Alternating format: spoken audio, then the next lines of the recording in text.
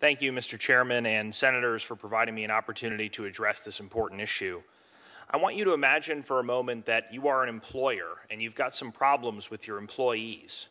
When you hired these employees, they promised they would do exactly what you asked of them. But once they got the job, they became a nightmare. They stopped listening to you and started using the job to line their own pockets. They took the company credit card and racked up more debt than you could afford to pay back. They became so obsessed with keeping their jobs that they forgot to do their jobs. And after all that failure, all that disappointment, and all that incompetence, your employees came to you and said, "We deserve a raise." If you're a reasonable person, that should make your blood boil. And yet, that is exactly what it feels like to be an American taxpayer. The first three words in our Constitution are "we the people." It's written larger than anything else because the framers of that document, the architects of our republic, wanted to remind you at all times who's in charge. We the people. We are your employers, and you have an obligation to listen to us. So I come to you with a message from the American people.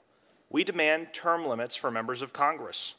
In fact, according to the most recent national polls on the issue, 82% of Americans want term limits. That includes support from 89% of Republicans, 76% of Democrats, and 83% of independent voters.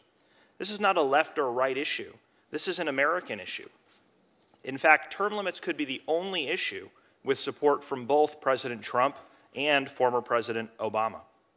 Now, there was a time about 25 years ago when Congress was debating this. Nearly every opponent of term limits up here had the same rebuttal: experience, experience, experience.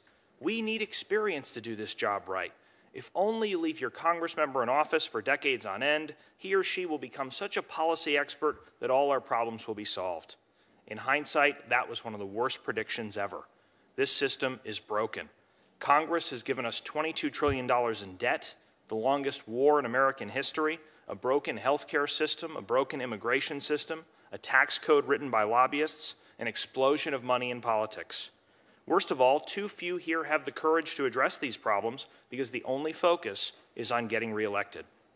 That's why it comes as no surprise that Congress has a 14% approval rating, and 60% of Americans say that they would fire every single member of Congress if they could. Congress is less popular than traffic jams, root canals, and hemorrhoids. You're beating head lice, but the lice have asked for a recount. Unfortunately, elections alone cannot fix this problem. Not because voters like you guys so much, but due to the nearly unbreakable power of incumbency. At the same time members of Congress publicly claim elections are free and fair, they secretly deploy every trick in the book to keep power. Incumbents get $9 in special interest money for every dollar that goes to a challenger. And if incumbents are having difficulty raising money, not to worry, they're allowed to send campaign-style mailers at taxpayer expense. That's to say nothing of all the free media and name recognition politicians naturally get just for being in office. The incumbent advantage creates a barrier to entry for everyday Americans without the connections to fund a campaign. It is the case for term limits. Elections may, in theory, be capable of dethroning incumbents, but that isn't how it works in the real world. Congressional incumbents have a 98% re-election rate. That probably explains why Congress looks more like a country club than a melting pot. It's predominantly made up of lawyers and politicians, and is disproportionately old, white, rich, and male. Term limits would give us a legislature that better reflects the diversity of our society. The message long-term incumbents send to young people like me seems to be, we want you just close enough to the political process to help us win, but don't get too close and take our jobs. The American people have lost confidence in this Congress, and for good reason. We routinely see abuses of power. 18 months ago, it was revealed that members of Congress were secretly using taxpayer money to settle lawsuits, some for sexual harassment.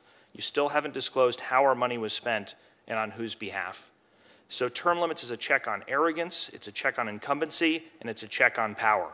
It's a way to restore political courage while bringing fresh faces and ideas to Washington. As Ben Franklin said, for the rulers to return among the people was not to degrade them, but to promote them. As Kanye West said, no one man should have all that power. Here's the dilemma we face. Over 80% of Americans want term limits to happen. Donald Trump and Barack Obama want it. It is being blocked purely by the self-interest of Congress. If this were a trial, you all would have to recuse yourselves because there is a colossal conflict of interest. If term limits pass, you won't stay in the limelight forever. You won't be the center of attention, and some people might even stop laughing at your jokes. You'll have to become ordinary citizens. And that is, my friends, the entire point. We're asking you to do what's right and listen to the people you represent.